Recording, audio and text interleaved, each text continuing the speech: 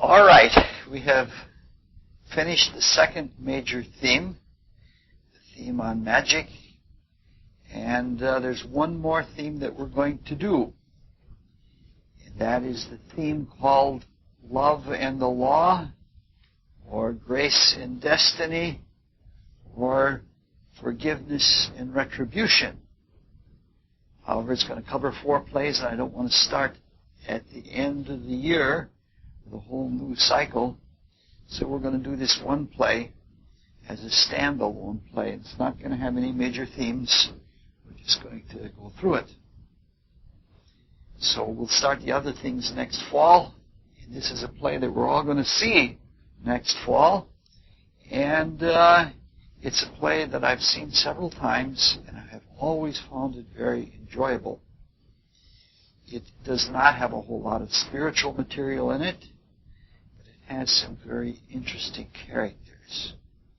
And character contrasts and interplays, which are, to me, both psychologically and astrologically consistent.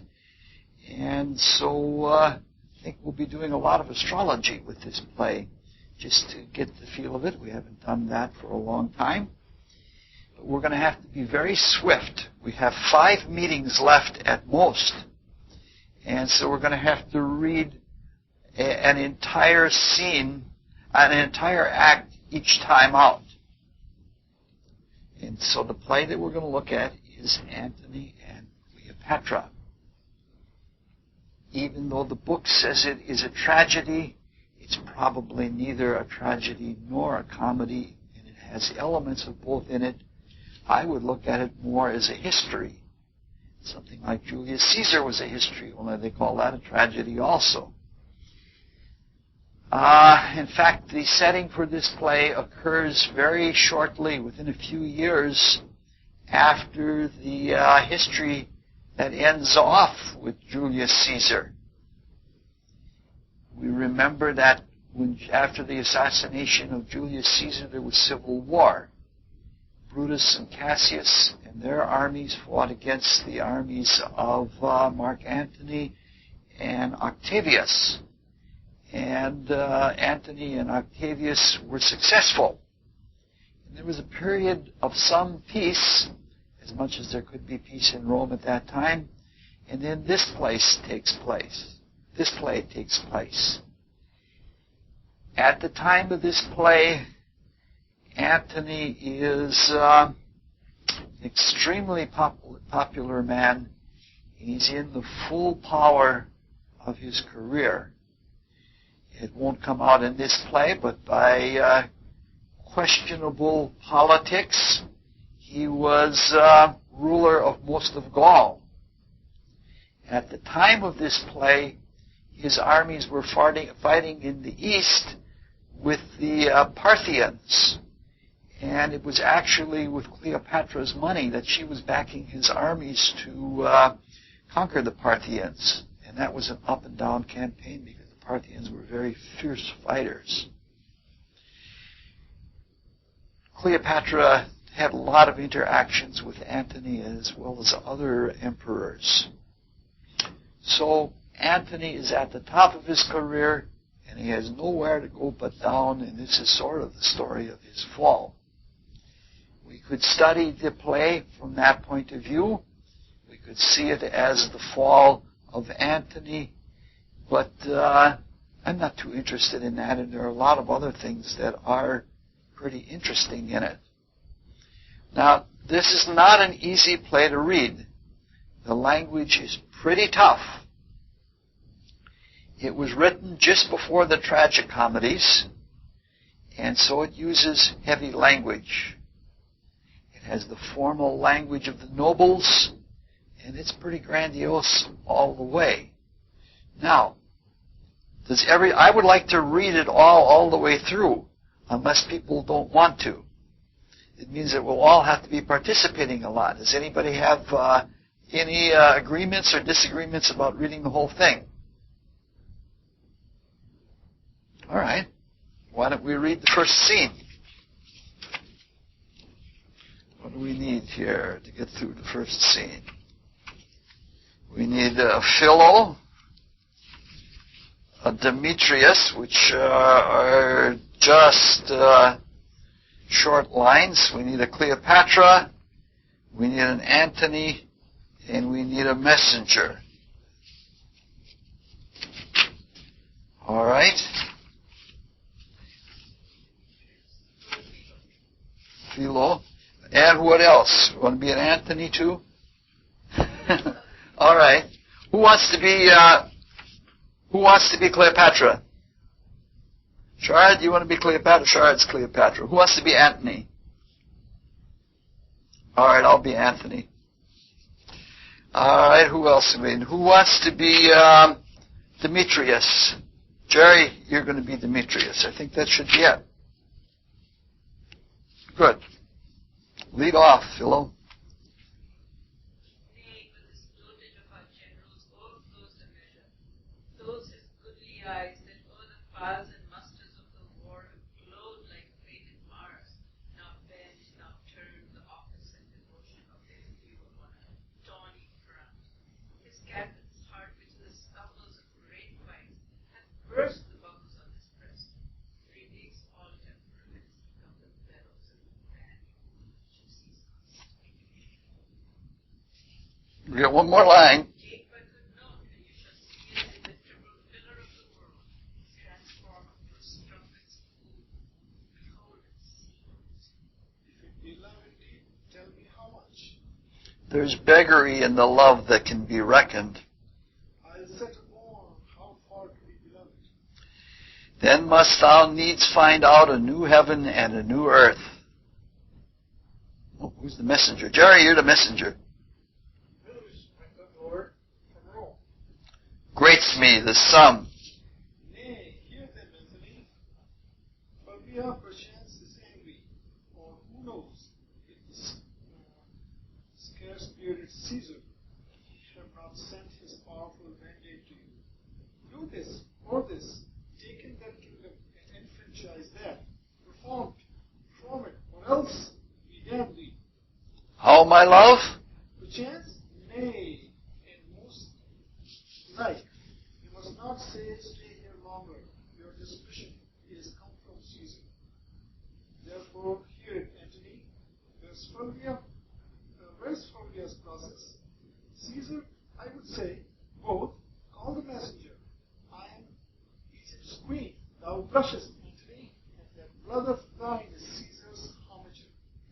Also thy cheek pays shame. When sure come Fulvia's course, the messenger. Let Rome and Tiber melt, and the wide arch or the ranged empire fall. Here is my space. Kingdoms are of clay. Our dungy earth alike feeds beast as man. The nobleness of life is to do thus.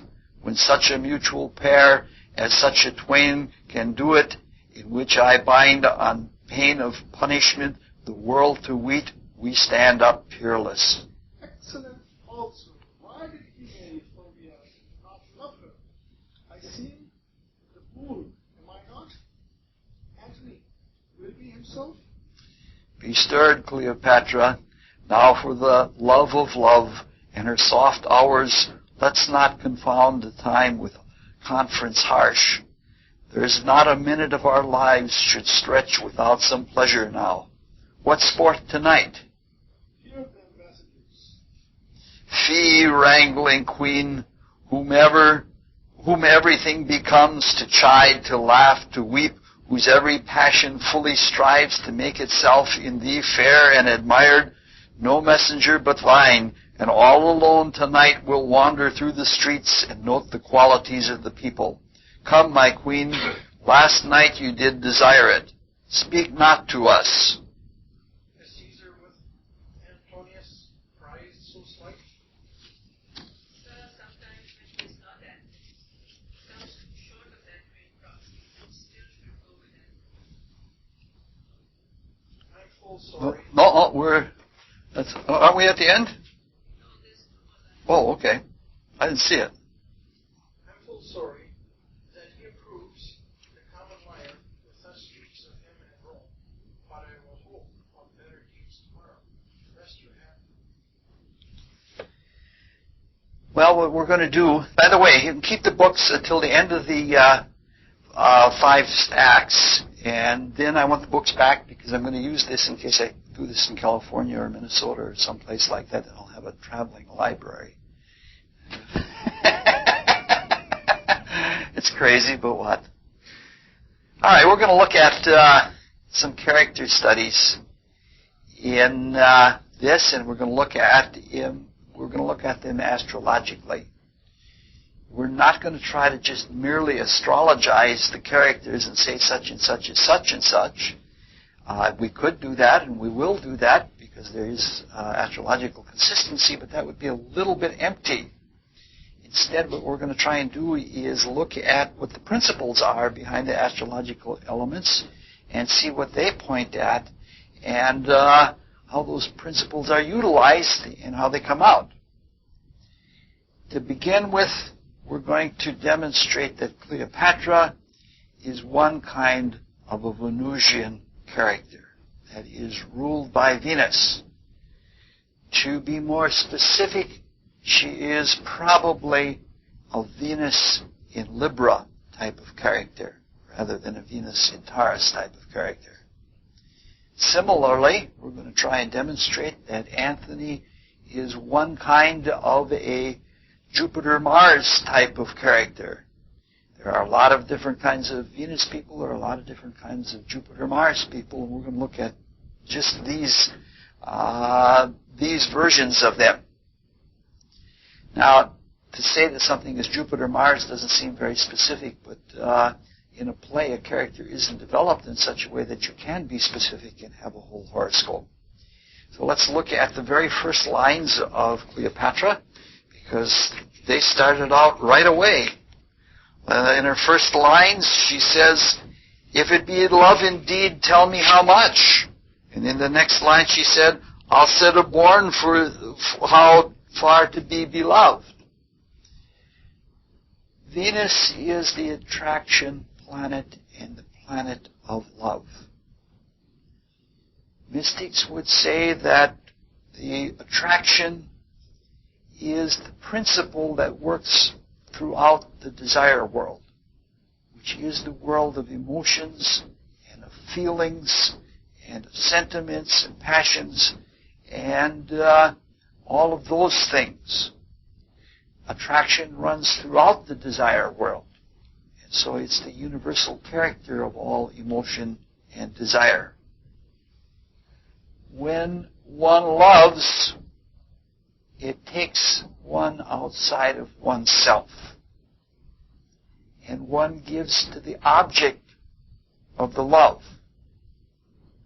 And it is the object of love to which one is attracted, or the object itself is attracted to the person loving. It's probably attractive because love unifies. It doesn't separate. It brings things together. It forms a coalescence, finds a common unity. If two people are in love, they live in a common emotional space, probably even in a common spiritual space, and in the recognition of that unity, they are as one.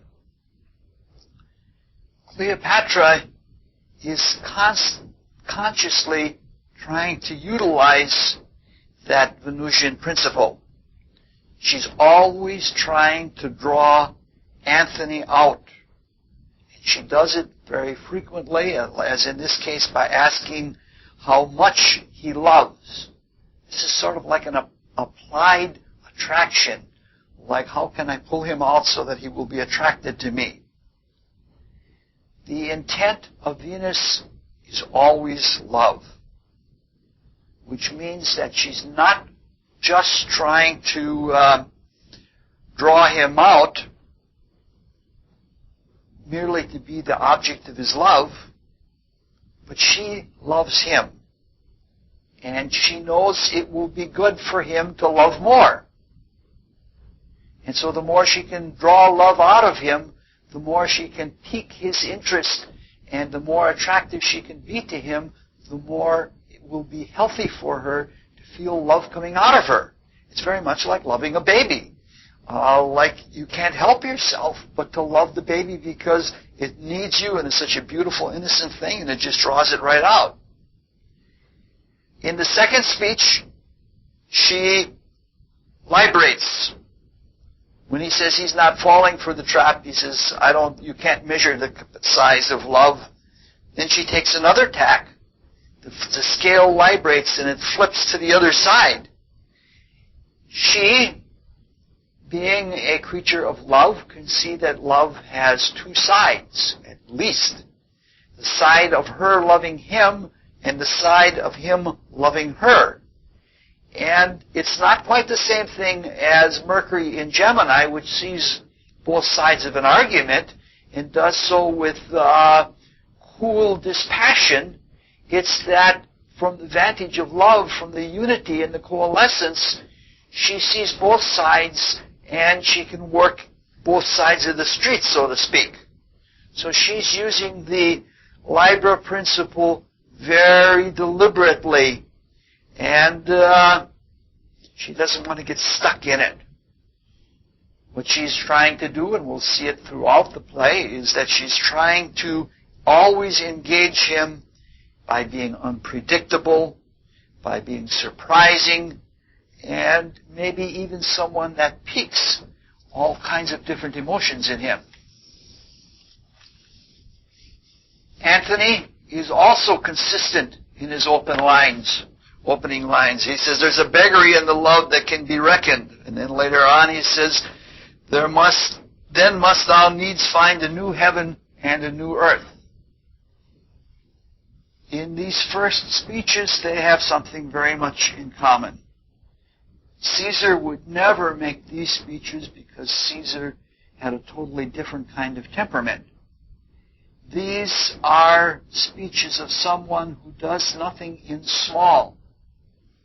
Like, this is large, big, likes to expand everything. Jupiter is the enlarger, is the big one, like big-spirited. Jupiter tries to never set any limits and can't stand having limits. In fact, it even has its detriment, its fall in Capricorn, I mean to say, because there are those limits there and it doesn't like to be penned in by those kinds of things. And if there have to be limits, let them be new limits. Around line 20, Cleopatra shows another side of her when she says, nay, hear them, Anthony. Fulvia perchance is angry, or who knows if the scarce-bearded Caesar have not sent his powerful mandate to you. Do this or do that. Take in that kingdom and enfranchise that. Perform it or else we damn thee. This is a different side of her character. She's not just taking the opposite side to pique his interest. She's taking this stance because she loves him. And she wants what's good for him.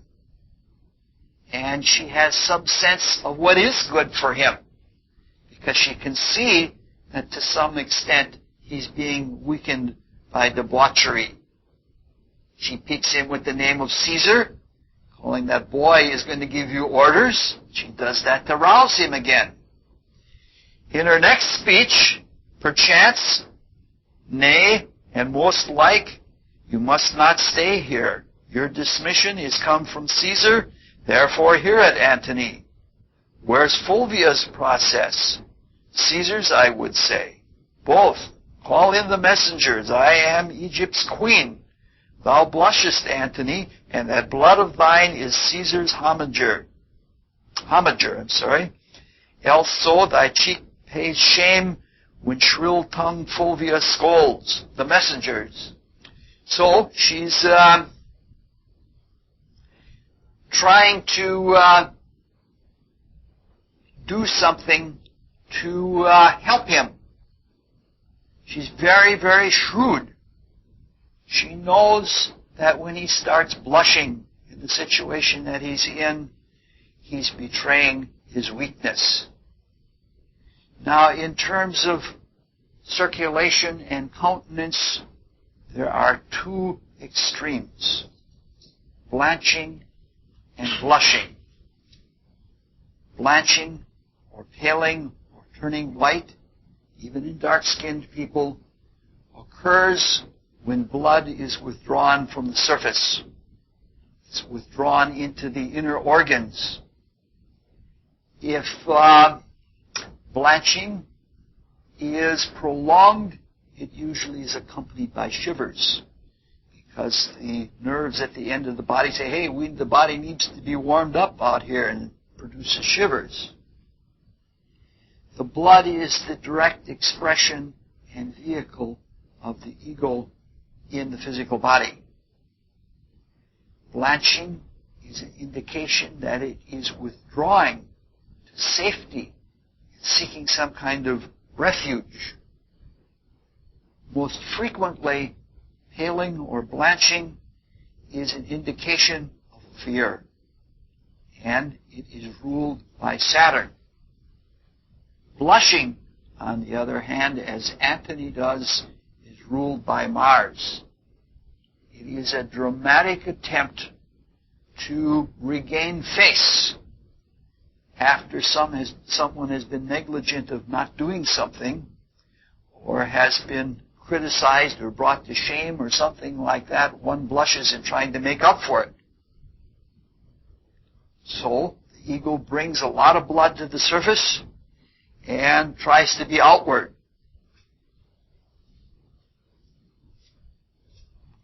Mars and Jupiter, who we are saying are the rulers of Antony, or that describe Antony, the thing that these two planets have in common is a high degree of pride. They're proud of what they can do, and neither likes to be belittled in any way. So the blushing is an indication of she has gotten to him. She has shamed him. Sometimes blushing is an indication of deep anger, and but that's not this case, so we won't go into that. Jupiter is the principle of expansion. It's always looking for the big picture, or the highest kind of ideal. In our current human state, we are fallible. So when we try to hitch our identity to expansion and take pride in our bigness, since we're not always total, we are negligent of little things. And we tend to dismiss detail, even if the detail is important. We consider that kind of thing beneath our dignity. And it is that kind of stance that Antony is taking. He's careless.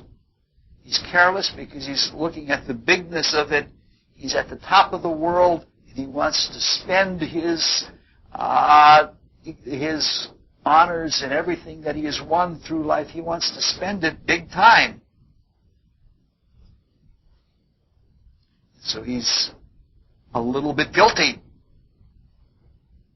Cleopatra has gotten to him, and she can see through, and she knows the consequences. When Antony responds with the very grandiose speech, "Let the Roman Tiber melt and the wide arch of the ranged empire fall," and all of that, it's quite a grandiose speech. Its overblown quality, which is almost bombastic, is very clearly Jupiter. There's a twinge of spirit in it, and there's even a little bit of Mars. Now, the relationship of Mars to Venus is the relationship of planetary opposites. They are planetary opposites of each other. Planetary opposites are not absolute opposites like yes and no, or white and black, or something like that. They are more like qualitative opposites. In some ways, they are like complementary colors. on a color wheel. Together, the Mars and Venus form a complete emotional whole. And this is why between planetary opposites there is always a major attraction, because they are trying to complete some kind of whole. Mars represents the qualities of the lower part of the desire world. And the qualities of the lower part of the desire world are repulsion. Repulsion as a consequence of self-assertiveness. It pushes things out of the way, pushes others out of the way to get what it wants. Venus, as we have been seeing, is very attractive. It sacrifices itself, and it brings together by doing that. There's no shame in Venus. When it loves, it sacrifices itself to love, and that draws people together, and it holds people together. It holds them together long enough for them to be refined or to finish things. So each needs the other for completion. If it were all Mars, it would be just technical engineering. Let's get this job done, and there would be no beauty. If it were all Venus, it would be all pretty, but nothing would be done. And so each needs the other for the completion of any action, any deliberate, separate action to be motivated and to be brought to an end. If we consider also that there are polarizations in the etheric vital bodies of males and females, and you have planetary opposites, Mars and Venus types, you have a really dynamite kind of combination of attraction and repulsion. And this is what Anthony is speaking about. In this grandiose speech, he says, such a world like this, everything else should not play into it. This is, this is it. Don't worry about the kingdom or anything like that. In her response, Cleopatra is keenly aware. She's not just some little love bunny. In her love, she's quite perspicacious. She can see what is. And she points out the fact that, well, your track record isn't so good. You married Fulvia, and now how am I supposed to trust you, because you might do the same thing to me. You might leave me for somebody else. You see, you talk grandiosely about love, and you make all these protestations, but it isn't so great. As a matter of fact, Antony had 3 wives in his life beside Cleopatra. He was married first to a cousin, and then to Fulvia, and we'll see later on that he forms a political union with Caesar's sister. And then there's the marriage or the extended affair with Cleopatra. He in turn says, don't worry about this stuff. Let's have pleasure. Let's have sport. He wants to have a night filled with enjoyment and something that we can pursue eagerly. He really is in the Mars-Venus thing. It's his way of being contrary. There's always something contrary in the Mars-Venus kinds of things. Then she acts out of character. She does what the Venus character never can do well. She commands him, or she orders him to hear the messengers. And when she goes out of character, he goes out of character. In his last speech, he speaks out of the martial character.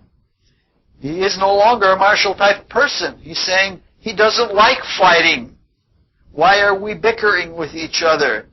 And he entrenches in a bulldog kind of way, rather than taking some form of counterattack or assertion or something like that. It's really interesting to see in the interplay between the two of them when one acts out of character, the other acts out of character, and it's quite an interesting thing. All right, we're moving right along. We're going to get this. We're trying to do Antony and Cleopatra in 5 talks, 1 act in each talk, and we're zipping along.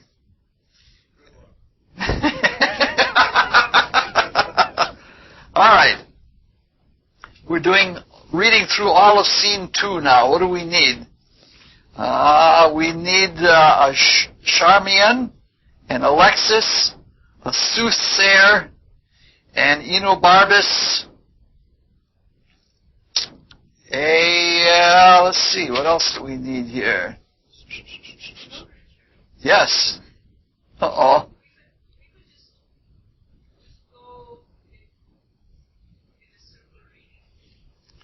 Oh, that's a nice idea.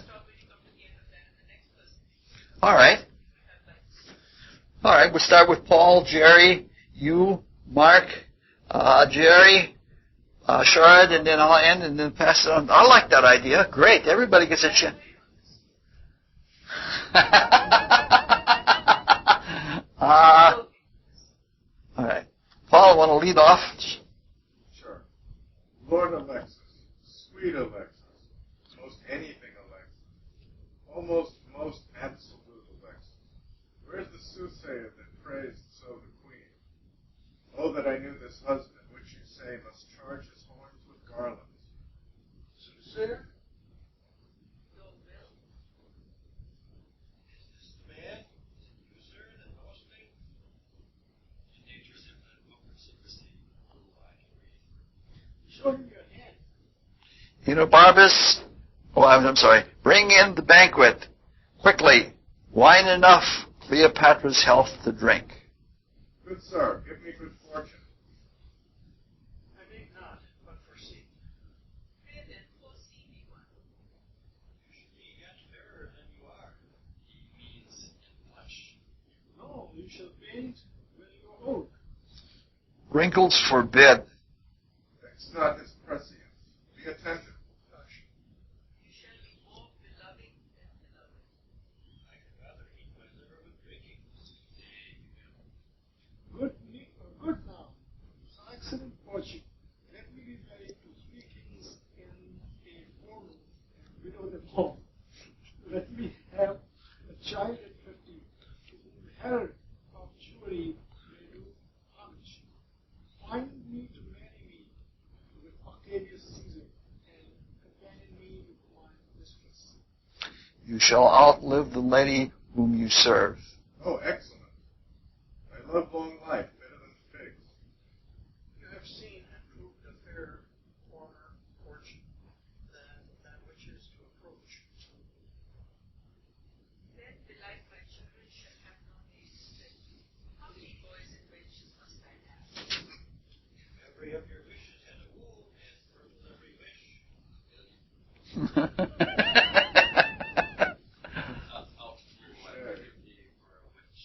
You think none but your sheets are privy to your wishes? Nay, come. Tell Iris hers. We'll know all our fortunes. mine and most of our fortunes tonight shall be around the bed.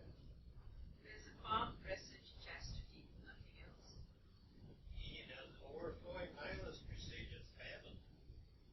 Oh, you wild bedfellows cannot so say. Nay, if an oily palm be not a fruitful procrastination, I cannot scratch my ear. Prithee, tell her about the worldly fortune. Your fortunes are alike. But how? But how? Give me the particulars. I have said, Am I not an inch of fortune better than she? well, if you were by nature fortune better than I, where would you choose it? Not in my husband's nose. Our versal thoughts haven't met. Alexis, come this fortune. Oh, let him marry a woman that cannot go, sweet Isis. I beseech thee, and I let her die too. And give him a worse, and let worse follow worse, till the worst of all follow him laughing to his grave. 54. Oh, good Isis, hear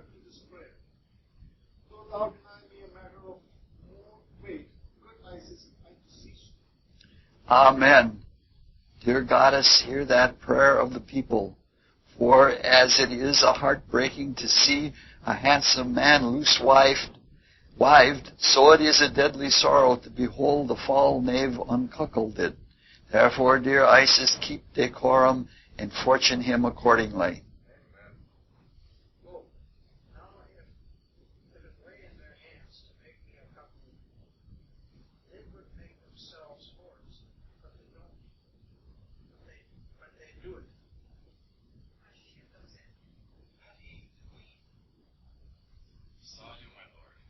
No, lady.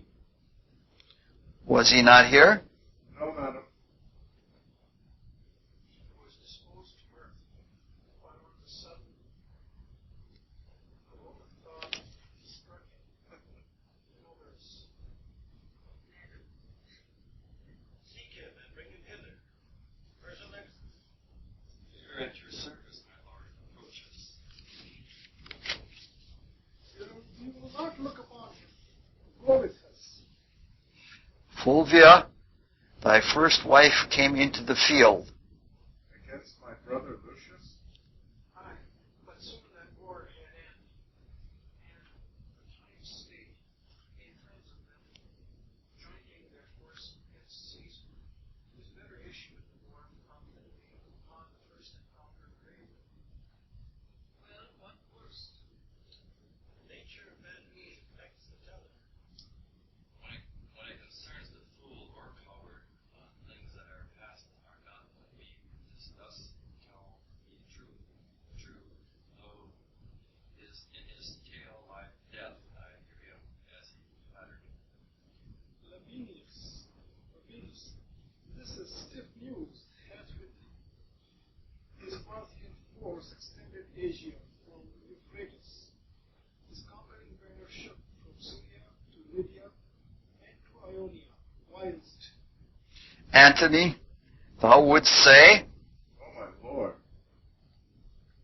speak to me, home, Nancy, not the general tongue.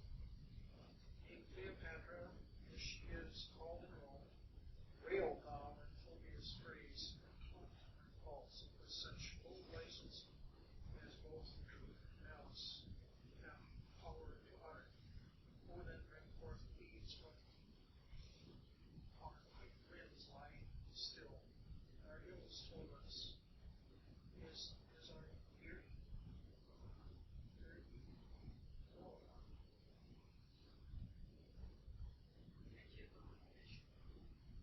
Sicyon, oh the new. Speak there. The man from Sicyon, is there such a one? Is there such a one? He stands upon your will. Let him appear. These strong Egyptian fetters I must break, or lose myself to dotage. What are you? Fulvia, thy wife is dead. Where died she? In Sicily, the length of sickness, and what else not serious wanted me to know this bears. Importeth.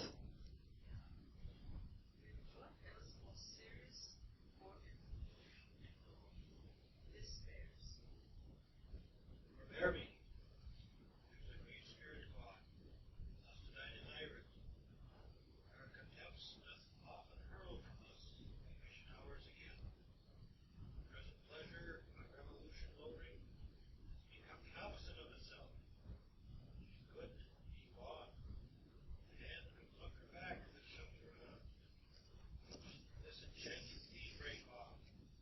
10,000 arms, more than the ills I know my idleness forget. Go now, you varlets. What's your pleasure, sir? I must make haste from hence. Why, then we kill all our women. We see how mortal and unkind this is to them. If they suffer our departure, death's the word. I must be gone. Under a compelling occasion, let women die. It were pity to cast them away for nothing, though between them and the great cause they should be esteemed nothing. Cleopatra, catching but the least of this noise, dies instantly. I have seen her die 20 times upon our poor boat.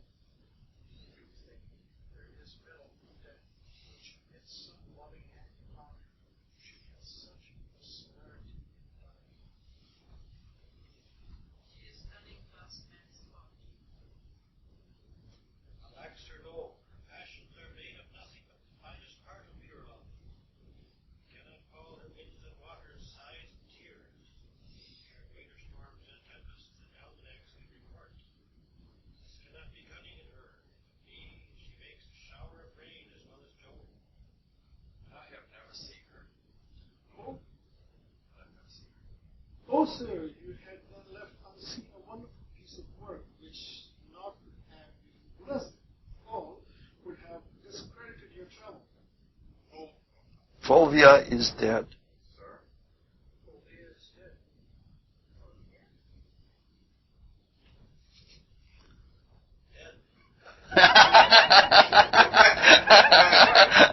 That's all right. That's what I agree with. Why, sir, give the gods a thankful sacrifice when it pleasures their deities to take a wife and man from him. It shows man the tailors of the earth, comforting therein that when old robes are worn out, there are members to make new. If there were no more women but Fulvia, then had you indeed a cut in the face to be limited. This grief is crowned in the consolation. Your old smock brings forth a new petticoat. The tears lie in your feet. No, the tears lie in an onion. An onion should water the sorrow. The business she had broached in the state cannot endure my absence. And the business you have broached here cannot be without you, especially that of Cleopatra's, which wholly depends on your abode. No more light answers. Let our officers have noticed that we purpose. I shall break the cause of our experience to the expedience to the Queen, and get her leave to part. For not alone the death of Fulvia with more urgent touches do strongly speak to us, but the letters too of many of our conniving friends in Rome petition us at home. Sexius Pompeius. has given the dare to Caesar and commands the empire of the sea, a slippery people, whose love is never linked to the deserver till his deserts are past, begins to throw Pompey the Great and all his dignities upon his son, who, high in name, power, higher than both his blood and life, stands up for the maiden soldier, whose quality going on the sides of the world may danger. Much is breeding, which, like the courser's hair, hath yet but life and not a serpent's poison. Say our pleasure to such whose places under us require, or our quick removal hence. One of the things that's very pleasant about this play, it's rather enjoyable, is the informal chatter. It's like people talking among themselves in a relaxed, everyday kind of way. In this scene, we have both girl talk and boy talk. In the first part of the scene, we have woman speak, and between Antony and Enobarbus, there is man speak.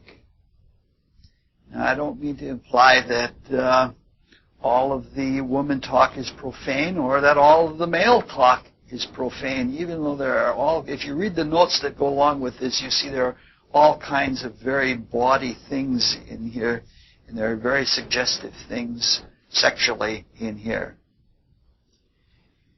In some ways, this isn't quite true to life, because in the early part with the woman talk, there are men present.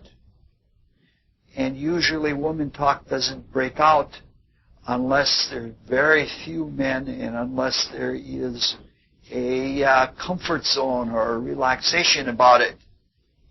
But it's maybe not really too far out of line because it is Cleopatra's quarters and the women are in their own realm and they feel enough relaxed so that they can do whatever they want to do and say what they want to say. The part of the scene that deals with the soothsayer seems to be true to reality. And the character of the soothsayer appears to be a valid character. The reason for this is that he is modest. Modest like someone who has been awed by what he has seen and awed into humility. He says he can read just a little of the book of the secrets of nature. And he knows that he is impotent as far as creating fortunes for other people. Something like a gardener. You can help the plants, but you can't create life for them. The term soothsayer literally means truth teller, meaning to say that he is someone who divines truth and speaks it out. The character of this soothsayer is very different than the modern psychic. Most modern psychics think they're special.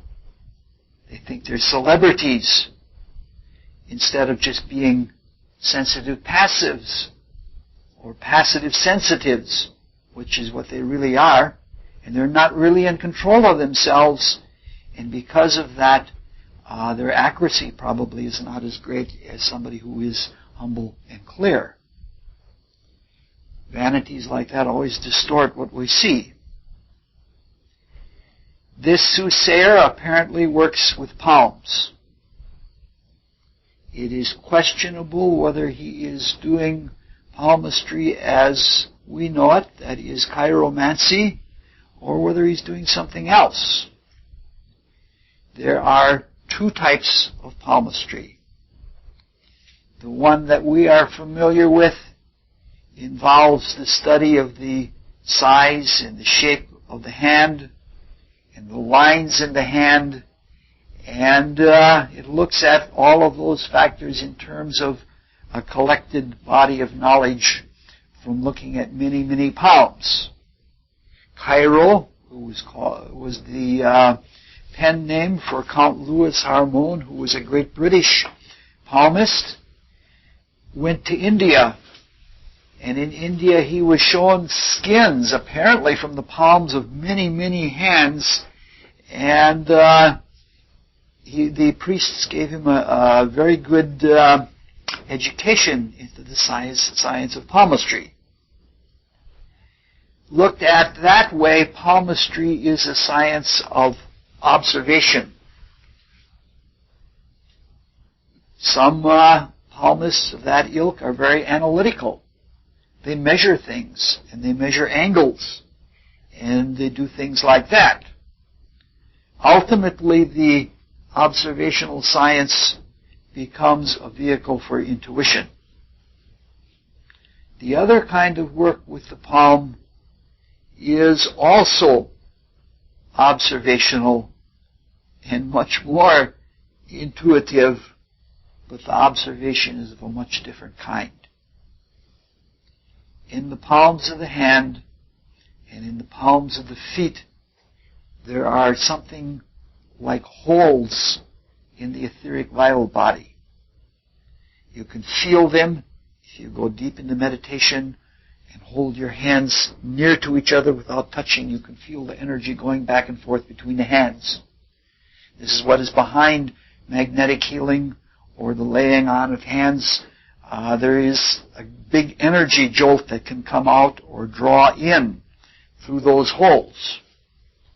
Sometimes clairvoyants see energies radiating out from the palms of the hand that go deep into space. It's almost like a person can put their hand out and feel everything that's taking place in space around them. Within the reflecting ether component of the vital body are the pictorial records of everything that has happened to a person and a few of the major events that are coming to pass in the future. And these are suspended right in the heart of that energy flow. Passive sensitives, psychics, sometimes see images suspended right in the palm of the hand in that energy flow. It's almost like there's like a spring bubbling up energy, and the pictures are right in there. And they see images of what was in the past or what is to come, and they see them with a vivid kind of intensity. Because the soothsayer says he is reading from the book of the hidden secrets of nature. I have to sneeze, but I guess it's not going to happen. Because he says he's reading from that book, it probably means that he is reading the ethers and he's not reading the lines of the hand. In this scene, Cleopatra continues her seesaw attraction by fleeing. She asks after Antony and leaves as soon as he comes. She's playing her Libra-like game of cat and mouse. She makes him want to catch her all over again. She doesn't want to dilute his interest by being too available. And if she became too available to him and was always there, she would become stale to him. In Shakespeare's English, a woman who was too familiar and too available was called a stale. Even sometimes bawdy women were called stales. Some interesting things about the character of Antony come out when he is speaking with the messenger from Rome. Along around 95, 99, somewhere in there, when he talks, when it concerns a fool or a coward on things that are past, the things that are past are done with me. 'Tis thus who tells me true, though in his tale lie death, I hear him as he flattered. The next speech around line 117, where he says, let him appear, these strong Egyptian fetters I must break or lose myself in dotage. In the first scene, more of the Jupiterian side of Antony came out, and now the Mars side is beginning to come out. Mars wants the plain truth, and it wants it unvarnished. Mars cannot stand circumlocution. It doesn't like beating around the bush. Cleopatra knows that, and she knows that's his weak point, and she can deal with that. Mars wants things the straighter the better, straight from your shoulder. In battle, if you confront straight forward, when a line of force is going out directly, it's less likely to be deflected. If you present a side in a battle, you're likely to be flanked. A lot of things are much easier in life and much less painful if we are direct. Mars knows that, and it knows it better than anyone. The lines around 123, after he hears of the death of Fulvia, forbear me, there's a great spirit gone, thus I did desire it. Something else is coming out in the Mars nature. Another side of Mars, and that is guilt. And guilt is remorse in which one indulges. Remorse and even some forms of regret are cleansing. There's something like lancing a boil or cutting a wound to get red blood to flow through it. Guilt sticks. It's got that Icarus quality about it. That's where the word icky comes from. The white blood cells that collect are called ichor.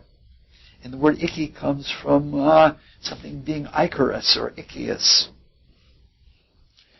So he is, when remorse and regret are indulged in, they become sticky. And one cares about them as much as the commission of the original sin. Whenever someone close to us dies, especially if it's a suicide, many among the living feel the guilt. Feel guilt of not having responsibly acted toward the other person. One of the reasons for this is not only our omission, but it has something to do with the finality of death. That finality is something like severing an artery. What was invisible and absorbed and carried through the body now flows freely and openly for all to see, especially for we ourselves to see. And if we are inordinately attached to our desires, we will despise them as indulgently as we reveled in them. And we all know that Anthony has shown all kinds of Jupiterian indulgence. In the conversation with Enobarbus, it's a very good example of man talk. I suggest that you read it over, looking at all the footnotes, and you'll just see it's filled with lust and bawdiness and all kinds of innuendos and things like that, some of which are quite clever. Enobarbus is a soldier, and he tells it straight, but at the same time, he has fun with it. And he's sharp enough to tell Anthony that he's getting sentimental, which would certainly be a sign of indulgence and guilt. The personalities that become too sentimental are also people that can commit all sorts of atrocities and then be sentimentally guilty about them. Carl Jung has a good deal to say about that in his Psychology.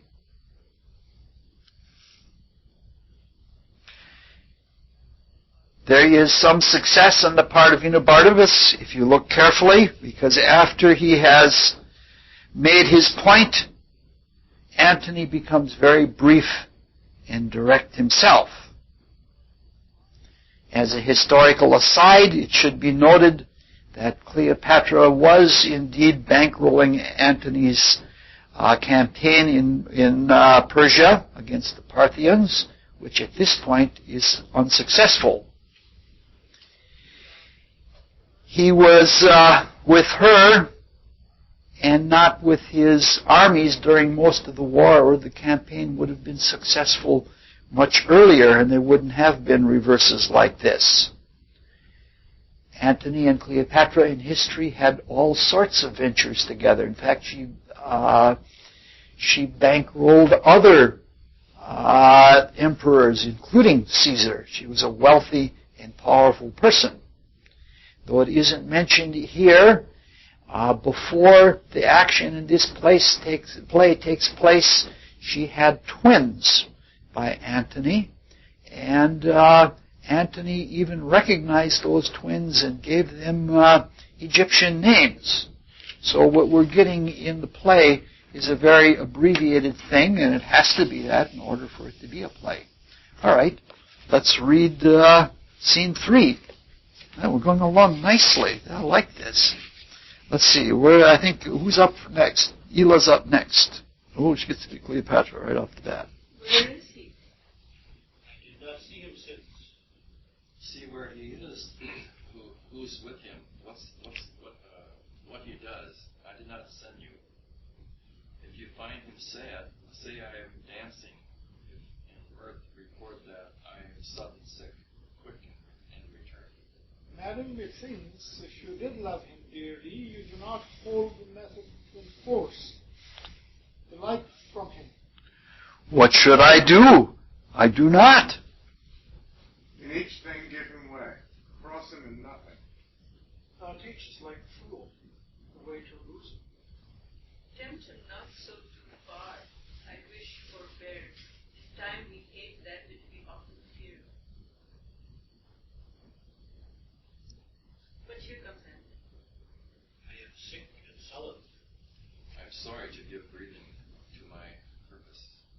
Help me anyway, dear Shakespeare. I shall fall. It cannot be thus long. The sides of nature will not sustain it. Now, my dearest queen. Pray you, stand farther from me. What's the matter? I know by that same eye there's some good news. What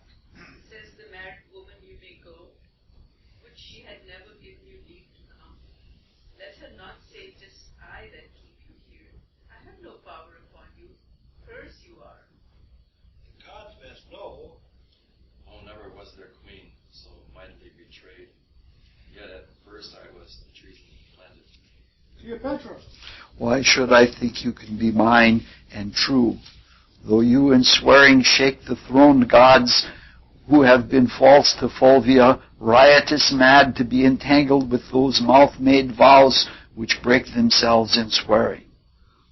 Most sweet queen, Nay, pray you seek no color for your going, but bid farewell and go. When your suit stained, that was the time for words. No going then. Eternity was in our lips and eyes, bliss in our brows, bent none our hearts so poor, but was a race of heaven. They are so still. For thou, the greatest soldier in the world, art turned the greatest liar. Oh, no, lady. I wish I had thy inches. Thou shouldst know there was a heart in Egypt. Hear me, queen. The strong necessity of time commands. Our services a while, but my full heart remains in use with you. Our Italy shines over with civil swords. Sextus Pompus makes his approaches to the port of Rome. Quality of two domestic powers, great scrupulous perfection. The hated grown to strength are newly grown to love. The condemned Pompey, a rich in his father's honor, reaps apace. Into the hearts of such as have not thrived upon present state, whose numbers threaten, and quietness grown sick of rest would purge by any desperate change, my most particular, and that which most with you should save my going, is Fulvia's death. though age from folly could not give me freedom, it does from childishness. Can Fulvia die? She's dead, my queen. Look here. At the sovereign leisure read the garboils she awakened. At the last, best, see when and where she died. O most false love, where be the sacred vials thou shouldst fill with sorrowful water? Now I see, in Fulvia's death, how mine received shall be. Quarrel no more, but be prepared to know the purposes I bear, which are, or cease. As you shall give the advice, by the fire that quickens Nil's slime, I go from hence, thy soldier, servant, making peace or war as thou affects. Let my lips, Charlotte, come, but let it be. I am quickly ill, and well, so Anthony loves. My precious queen, forbear. Give true evidence to his love which stands in honorable trial. So Fulvia told me I quickly turn aside and weep for her. Then bid adieu to me and say the tears belong to Egypt. Good now, play one scene of excellence dissembling, and let it look like perfect honor. You heat my blood. No more. You can do better yet, but this is meetly. Now by my sword. And target still immense. But this is not the best. Look, Freddy, Charmian, how this Herculean Roman does become the carriage of this chafe. Of his chafe. I leave you, lady. Courteous Lord, one word.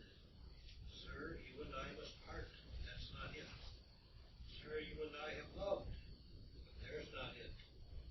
But you know well, something it is I would. My oblivion is a very Antony, and I have all forgotten.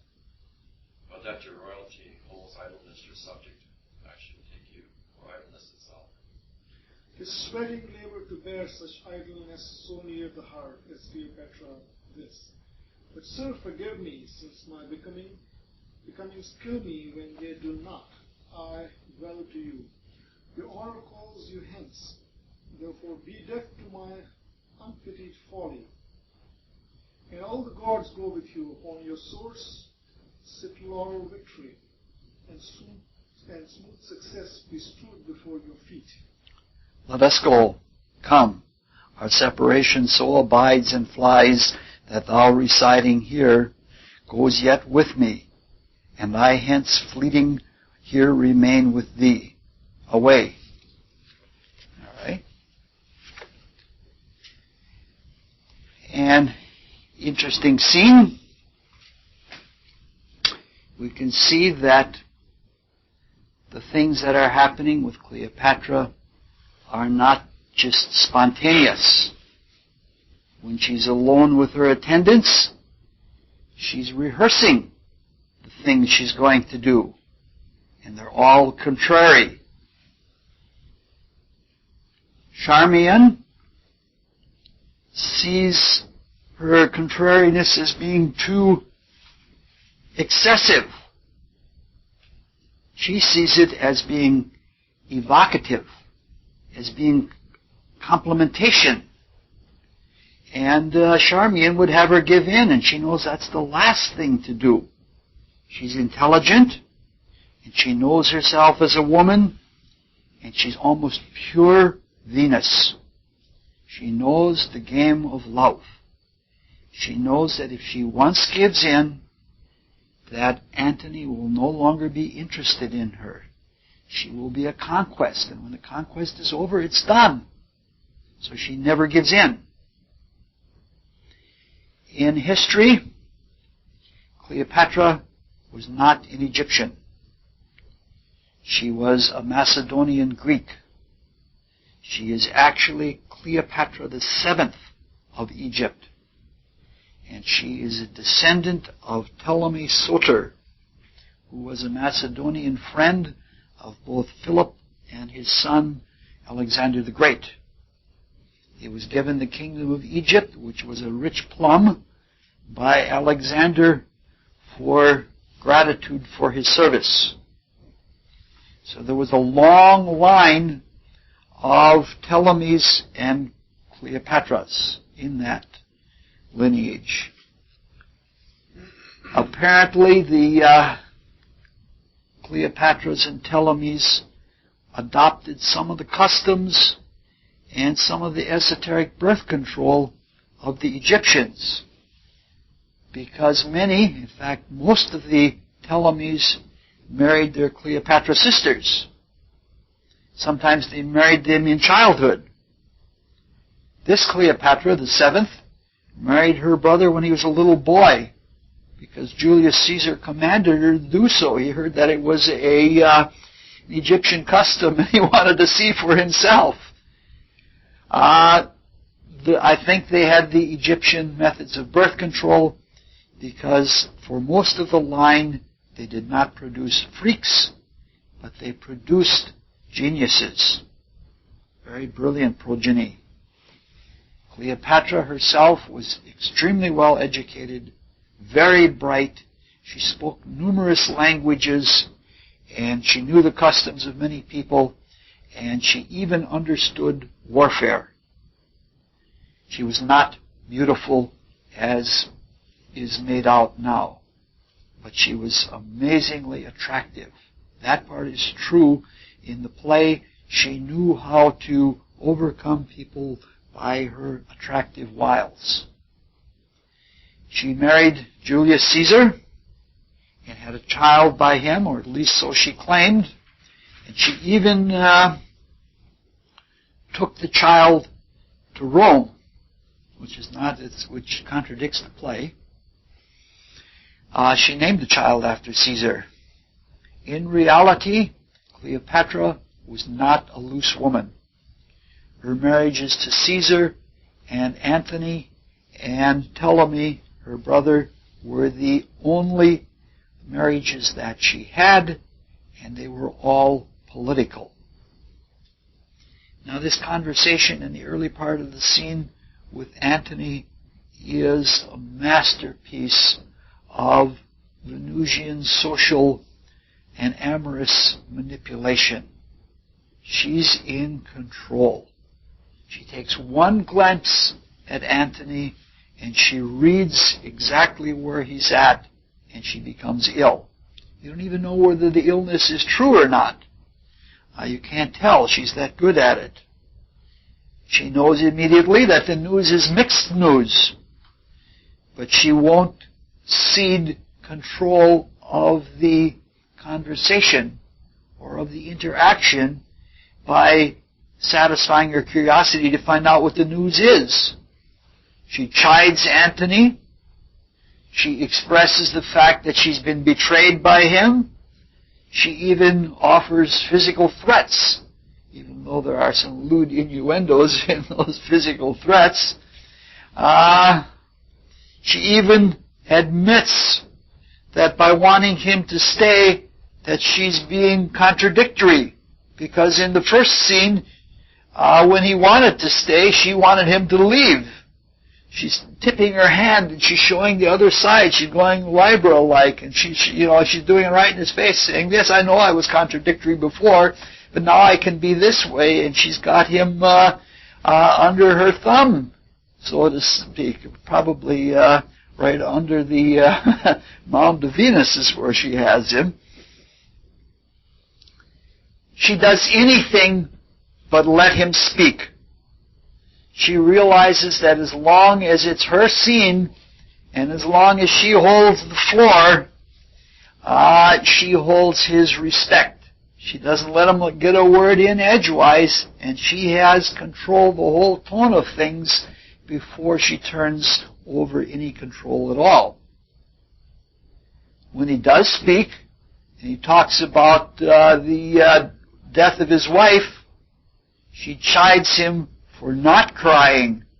And she says, "I'm going to be betrayed by the same kind of coldness." When we look back to the scene before, the scene with Enobarbus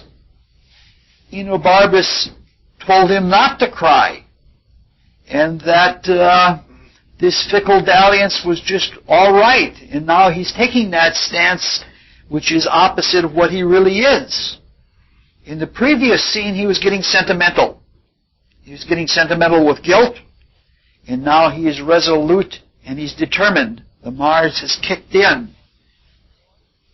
When he talks about the civil wars and the duties, she nearly faints because she knows that duty is one of the things that can take her from him.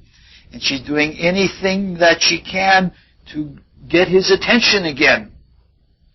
That's when she starts out with the betrayed woman number. I'm the forgotten woman. And no matter how much he pleads that he has duty, she continues in her ways. What's interesting about this, again, I think it would be wise to read the whole thing that we've read together. Now that on a second reading, you'll be able to get much more of the sense of it. There's an edge. When people are having this kind of attraction thing between them, there is a sexual tension and there's a love tension between the two of them, and in this scene there is a lot of that.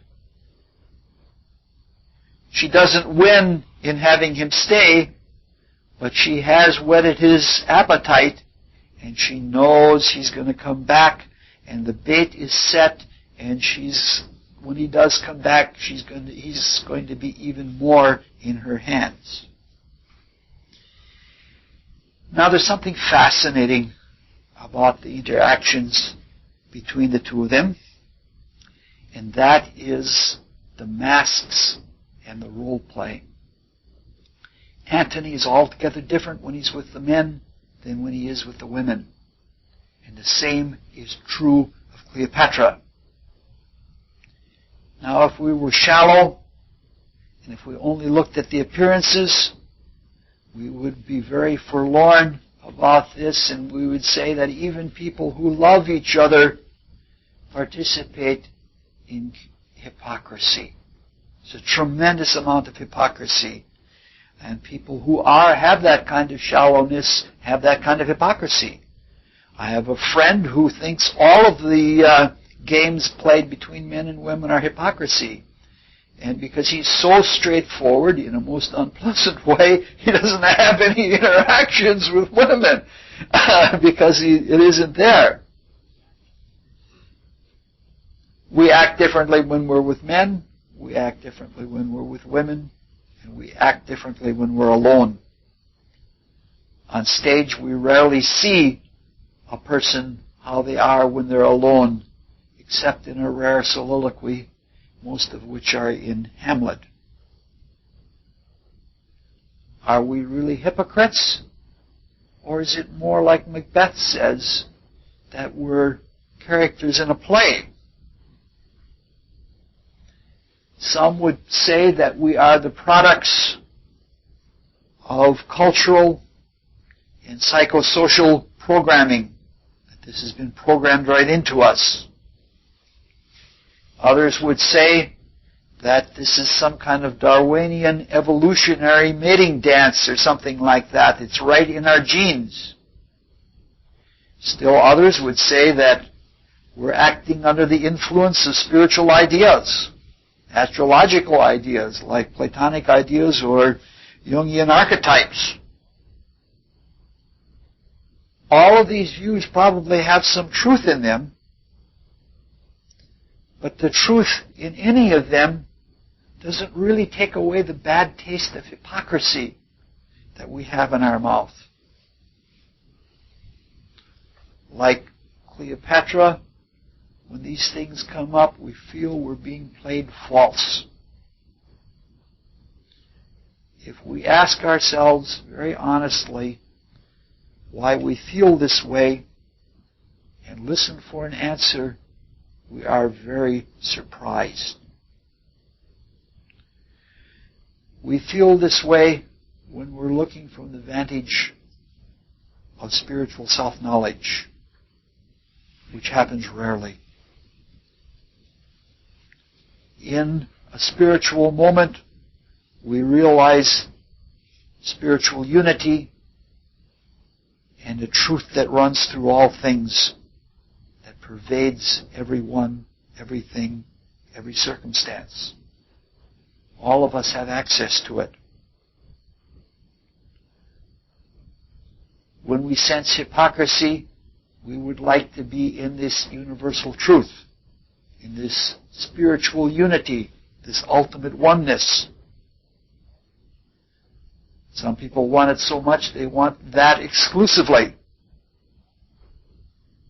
But if that were so, nothing would be done.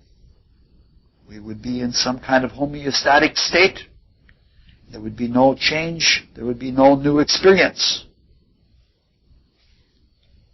I'm certainly not arguing for hypocrisy or for sustaining tired old social roles, but I do think that there is a necessity for differentiation within unity. Playing roles doesn't have to be hypocrisy. It doesn't have to be deceit. It doesn't have to be falsity. If we didn't play roles, there wouldn't be any plays. There wouldn't be any orchestras. There wouldn't be any harmonies. I think what needs purification is the attitude and the reason why we play roles. That's where the hypocrisy is. It's not in the differences, but in how we play with the differences. I think it's possible and healthy to play roles and never lose sight of the spiritual unity, and to never, as much as possible, let the others with whom we are interacting lose sight of it either.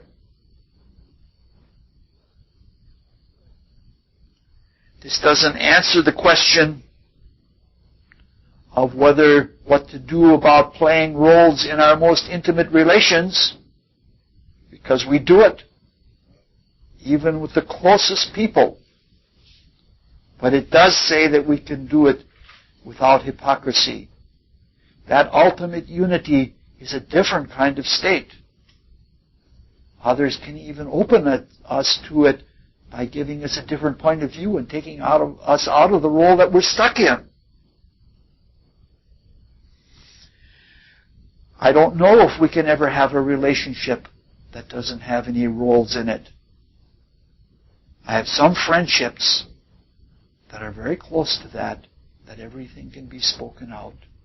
And everything can be spoken out without any drama or anything like that. But I assume that it'll be a long time before we can act with differences at the same time as we are within unity. When you think about it, Goethe spent most of his life writing Faust, and he was writing it until his 80s. And in the last lines, the very last lines of Faust, he talks about the infinite feminine or the eternal feminine always leading us onward and forward.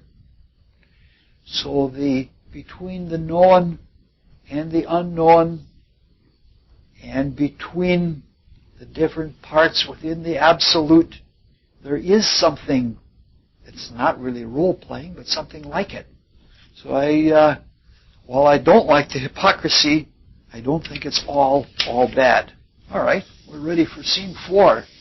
It's going to take a little over 90 minutes, but we're going along nicely. And I really like doing it this way. Yeah, I think we start with you, Paul. You get to be Caesar right off the bat. You may see, Lepidus, and henceforth know it is not Caesar's natural vice to hate our greatest competitor. For Alexandra, this is the news.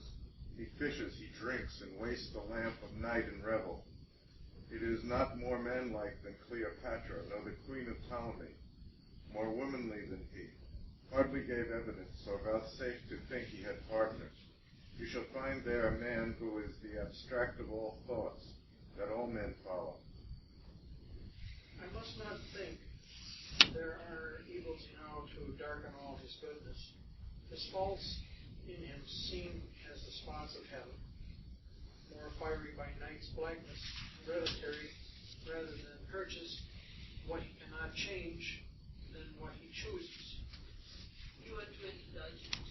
As grant it is not amiss to tumble on the bed of Ptolemy, to give a kingdom for a mirth, to sit and keep the turn of tippling with a slave, to reel the streets at noon and stand the buffet with knaves that smells of sweat. Say this becomes him, as his composure must be rare indeed, whom these things cannot blemish. Yet must Anthony no way excuse his foils when we do bear so great weight in his likeness. If he filled his vacancy with his voluptuousness, full surfeits and the dryness of his bones, call on him for it. But to confound such time that drums him from his sport and speaks as loud as his own state and ours, 'tis to be chid as we rate boys who, being mature in knowledge, pawn their experience to their present pleasure, and so rebel to judgment. Here's more news. Thy bidding have been done every hour. Most noble Caesar, shalt thou have report of his abroad. Pompey is strong at sea, and it appears he is beloved of those that only have feared Caesar. To the ports, this contents repair and men's reports give him much wrong.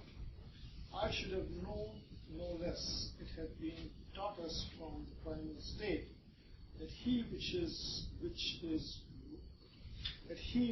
was wished until he were, and an inept man never loved till never worth love, comes dead by being lacked.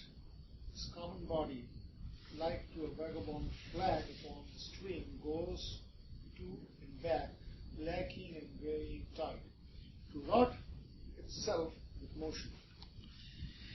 Caesar, I bring thee word of Menecrates and Menas, famous pirates, makes the sea serve them, which they ear and wound with keels of every kind. Many hot inroads they make into Italy. The borders maritime lack blood to think on it, in flush youth revolt. No vessel can peep forth, but 'tis as soon taken as seen. For Pompey's name strikes more than could his war resisted. Anthony, leave thy lascivious wassail. When thou once was beaten from Modena. It says that the E part is accentuated. That's what the notes say anyway. Where thou slewest Hirtius and Pansa, consuls at thy heel did famine follow, whom thou fought'st against, though daintily brought up, with patience more than savages could suffer. Thou didst drink the stale of horses and the gilded puddle, which beast would cough at. Thy palate did then gain the roughest berry on the rudest hedge. Yea, like the stag when snow the pasture sheets, and barks of trees thou browse. On the Alps it is reported thou didst eat strange flesh, which some did die to look on. And all this, it wounds thine honor that I speak it now, was born so like a soldier that thy cheek so much as lanked not. History of him. Let his shames quickly drive him to Rome. This time we twain did show ourselves in the field. To that end assemble we united council. Pompey thrives in our writings. Tomorrow, Caesar, I shall be furnished to inform you rightly. What by sea and land I can be able to front this present time. Tell which encounter is my business too. Farewell. Farewell, my lord. What you shall know meantime of stirs aboard, I shall beseech you, sir, to let me be partaker. Doubt not, sir. I knew it for my bond. All right. This scene introduces us to the last of the characters that we're going to do astrological star portraits of and character studies. And that is Augustus Caesar. His birth name was Octavius, and he was the son of Julius Caesar's niece. And Julius Caesar's wife was barren, and so he had no children of his own, and Julius Caesar took Octavius under his wing, and he introduced him to Roman life, and he introduced him to politics. Octavius proved to be a very savvy politician. He made a lot of friends among the senators, and he was capable of drumming up public support. He was elected a senator, and the other senators recognized him as Julius Caesar's heir. They called him Gaius Julius Caesar Octavianus. He eventually became emperor. We'll see that within this play. And he held that position of emperor for a remarkably long time in those troubled times of Rome. While he was emperor, he consolidated and stabilized the empire, and he did this through warfare, through politics, through scheming, or whatever it took. He was politically, personally, and socially conservative. For example, he banished the poet Ovid, and he had him exiled for the rest of his life because he was too debauched, and he thought he would be a corrupting influence on the youth of Rome. He took the name Augustus when he was proclaimed God and head of the Holy Roman Church, as before it was Catholic, as well as emperor. He was a very studious man, philosophically, and he had a very calm way about him, a very poised self-control, and because of that, he was well preserved and he looked beautiful until very late age. As portrayed by Shakespeare, and probably the way he was in life, he is a Saturnian figure. And Saturn is the planetary opposite of Jupiter. The two of them together produce a whole. Not the whole of motivation like the Mars and Venus do, but the whole of judgment. Jupiter judges by the spirit of the law, Saturn by the letter of the law. Saturn is cautious. It concentrates and it consolidates. Jupiter is always expanding. It's like a tree. As long as a tree lives, it has to be growing and expanding. Caesar has a prudish nature, and it's shown right in his first speech. I really do recommend reading this all over again. He's talking, he can't believe the idea that here's a guy going out fishing. He's one of the 3 rulers of the world. He's out there fishing and he's reveling and he's wasting candles or he's wasting lamps. This is a petty Saturnine nature. Then if you look at the response of Lepidus, Lepidus was the third of the triumvirs with Antony and Octavius after the Civil War. Lepidus, my guess is, we don't know enough about it, but we'll see, he's probably a Piscean type of character. In his idealism of Antony, he's almost worshipful of Antony. And so it's, like he builds him up with that Neptunian super idealism. Immediately after he does this, Octavius takes him down a peg. He says, you're too indulgent. And in his second speech, he again exercises very great caution and a silent, stealthy way of chopping Antony down. He talks about the undignified ways. Saturn likes to maintain its dignity. In Laurel and Hardy, Oliver Hardy is the Saturnian figure because he's always trying to maintain his dignity, and Stan Laurel puts him into some absurd position, and he's in this absurd position trying to maintain his dignity, and he can't do it. This is the way that Saturn works.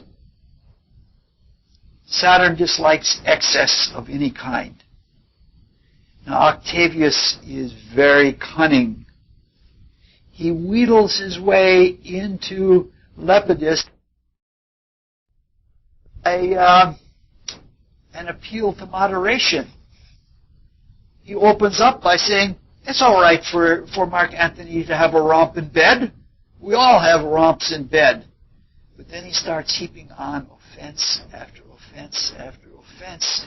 This is somebody that's clever and calculated. He opens the door, and when he's got a toe in it, he just keeps hammering away in a very, very clever way. Saturn is almost an epitome of cleverness. Now, at the very last speech, when he extols all the things, all of the virtues, the soldierly virtues of Mark Antony, that almost seems like it's a contradiction to everything he said about Antony and all of the previous things. Now, Caesar is not a fool. A fool would overestimate or underestimate his opponent. But Caesar doesn't. He observes him very, very carefully. He probably knows every significant weak point and every significant strong point that Antony has. And in this study, it appears that admiration and enmity don't have to be exclusive of each other. Very often we can admire somebody that we're trying to bring down, and I think that's just exactly what he's trying to do here. So he may very well admire Antony, but you don't know for sure. Because this might just be more cleverness. Cleverness of painting of the picture of the way he was and how noble it was without having to show the debauched part of Antony that has gone to seed and that has broken down. It could be that kind of cleverness. You never know with Saturn. There's always another ace in the hole somewhere, and you can never guess what's coming out. All right, let's quickly read the last scene. We have just a very few notes to speak on, and I believe Paul is up again.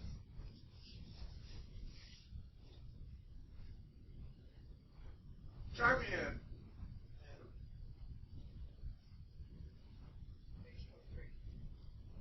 Aha, give me to drink, Mandragora. Why then? That I might sleep out this great gap of time in his brain. You think of him too much. Oh, 'tis reason.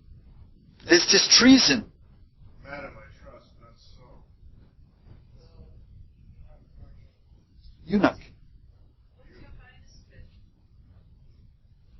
Not now to hear thee sing, keep the pleasure and often hand you to cad. Well for thee that being unseminared, thy freer thoughts might not fly forth Egypt, as thou action. Yes, gracious madam.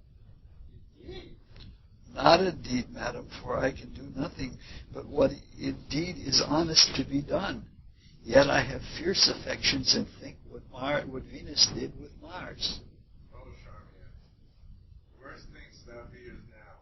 Stands he or sits he? Or does he walk? Where is he on his horse? Oh, happy horse, to bear the weight of anything. Do bravely, horse, for wouldst thou not whom thou movest? A demi-atlas of this earth, the arm and virgin of men. Virginate of men. He's speaking now, or murmuring. Where's my servant, the old Nile, for so he called me? Now I feed myself with most delicious poison. Think on me, that I am Phoebus, that I am with Phoebus. Amorous pinches of black, and wrinkled deep in time. Broad-fronted Caesar, when thou wast here above the ground, I was a morsel for a monarch, and great Pompey would stand and make his eyes grow in my brow. Where would he anchor my aspect, and die with looking on his life? Sovereign of Egypt, Egypt, hail. How much unlike art thou, Mark Arkin? Yet coming from him that great medicine hath with distinct gilded beam. How goes it with thy brave army? Last thing he did, dear queen, he kissed, last when he double kissed, Korean pearl. Speech sticks in my heart. My ear must plug in this. Good friend, quoth he, says the firm yoke great Egypt sends this treasure of an oyster to his foot, to mend the petty presence and peace corrupted his throne, give him all the needs, say thou shalt call her mistress, nodded, and soberly mount the dark on steep, who nigh so high that what I would have spoke was easily done by. What was he, sad or merry? Like to the time of the year between the extremes of hot and cold. He was nor sad nor merry. O well-divided disposition, motive, know him with Charmian. 'Tis the man of motive. He was not sad, for good China knows that their looks on his. He was not merry. It seemed to tell her his remembrance lay Egypt for his joy, but between both. O heavenly Mabel, he is sad or merry. The violets of either he becomes, so does it no man else. He is now verbose. I then, 27 messages. Why do you send so many? Or that day when I forget to send him as need, I beggar. Ink and paper, Charmian, welcome my wit Alexis. I, Charmian, ever loved Caesar so. What brave Caesar. We choke at such another emphasis. Say, brave Antony, The valiant Caesar. By Isis, I would give thee bloody teeth. Thou but see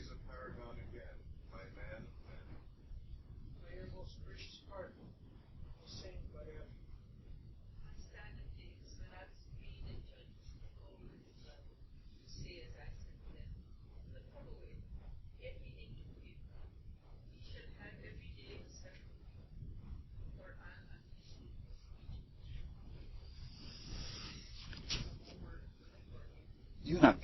It means somebody who's been castrated. Yeah.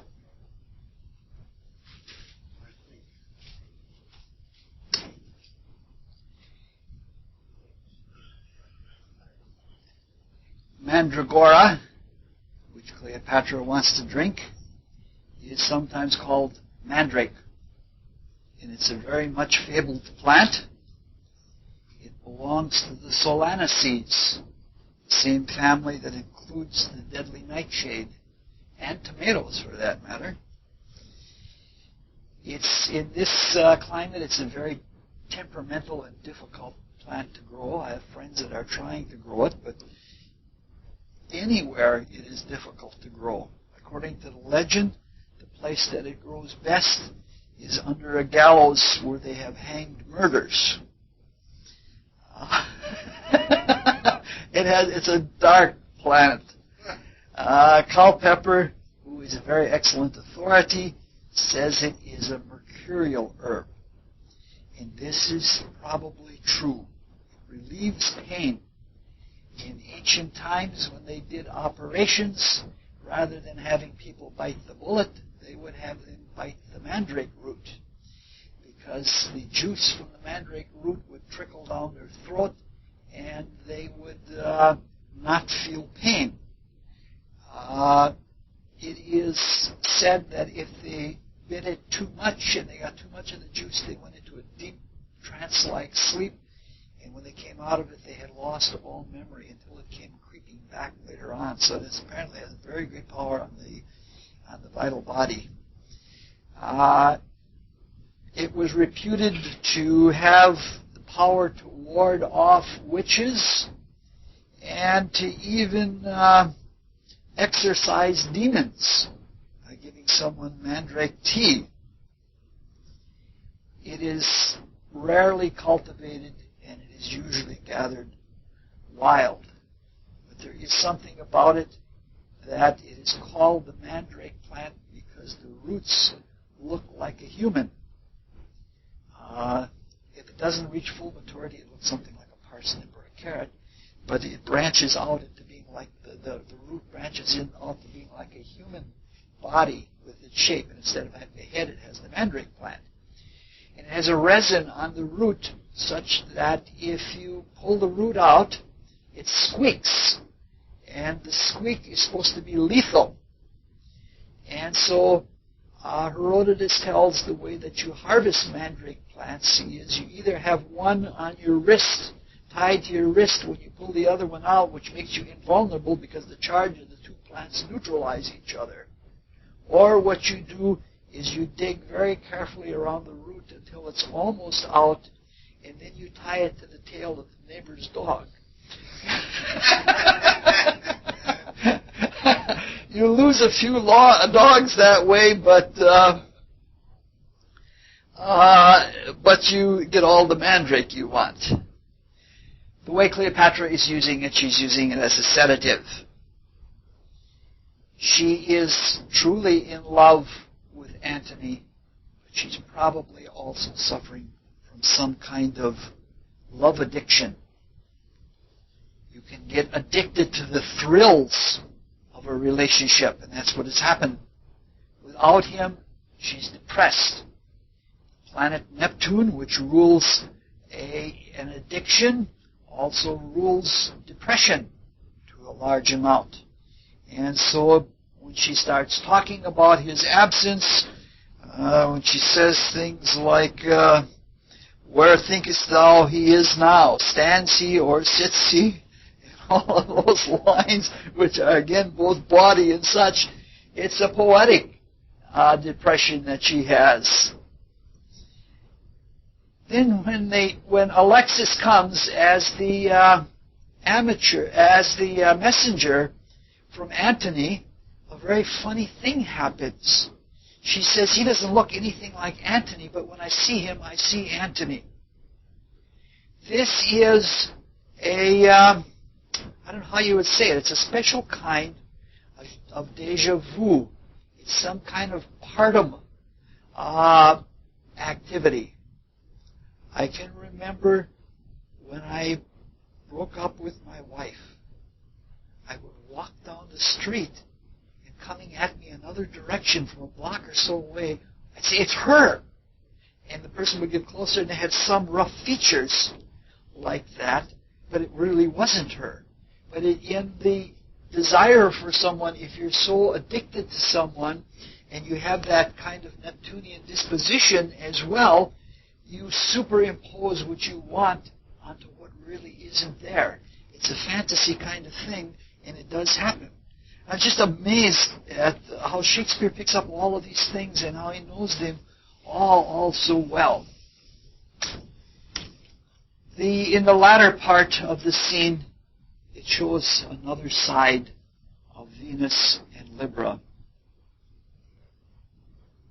We see that the whole of her life is her love for Antony. This is the way it is for Libra. It cannot be itself. It cannot be anything except for others, and usually special others. Antony is the other side of the seesaw for her. It is through him that she finds balance, and that every talent that she has comes out is through him. And I have a friend right now, has Libra rising. He's going through painful separation. And the woman he's with is everything he wanted. And he can't even think of life without her. And it's just that exact same kind of thing. The one side of the scale needs the other. The other side balances you. And if you think about it in terms of a seesaw, it's the other side that uplifts you. When you give in to their weight, they uplift you. So Venus and Libra are extremely objective. They need someone. They need an object of love, and Antony is that for her. Probably her whole life as a Libra person was looking for someone like this. When the love is poured out and it's focused on that object, everything is for that object. When the focus is elusive, or when it's not present, it's like somebody jumps off the seesaw and you just go down. And that's what she's like. Sometimes this kind of exclusiveness produces a distortion or even an inequity. And there's a favoritism. Antony is her pet. And she goes out of her way to support him, and nobody can say anything wrong for him. She'll rationalize as far as she can for him, because that's the way it is when you have one object of love. You'll even lie. You'll do anything for him. There's a kind of unrealistic positivity and an unrealistic idealism that is Neptunian. So apparently in her nature she has some of the unrealistic idealism of Neptune, and that's why she comes to such fantasy. That's just another testimony of her addiction. Next time we'll try to do all of Act 2. But please do read it over, what we've just done, read it over again, because there's a lot of lovely things in there. All of these things are worth 3 or 4 readings at least. Let's see, that was 6 acts or 6 scenes today. Fine. 5 acts next week, so we ought to be out here at 2 a.m. No, we have about the same amount to read next time. 9 pages. Yeah. That's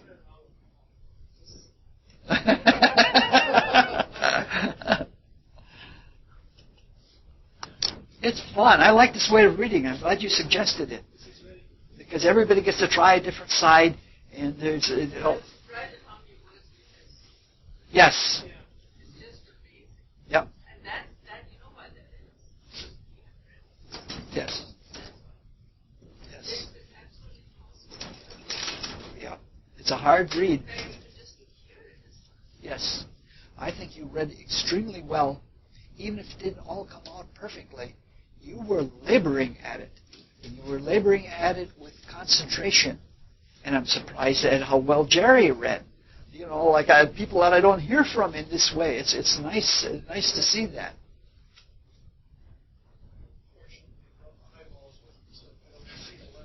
In some ways, I found it strange. I found it more difficult than any other.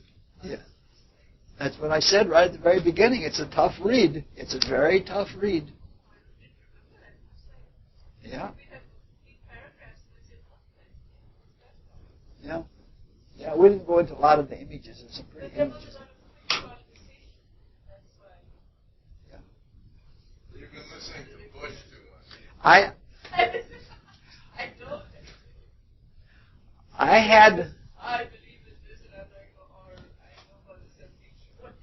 I had one experience where I had where I was privy to woman talk. I was visiting.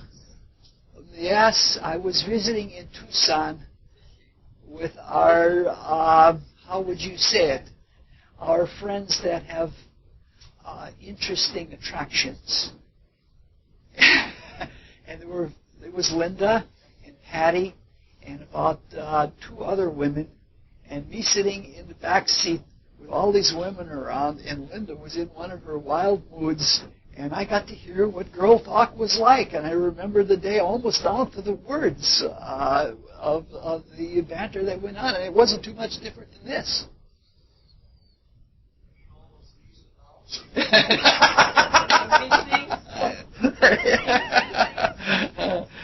You look very good, Paul. Thank you. Have we decided on a...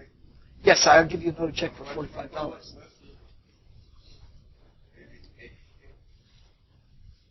I'll give you another $45.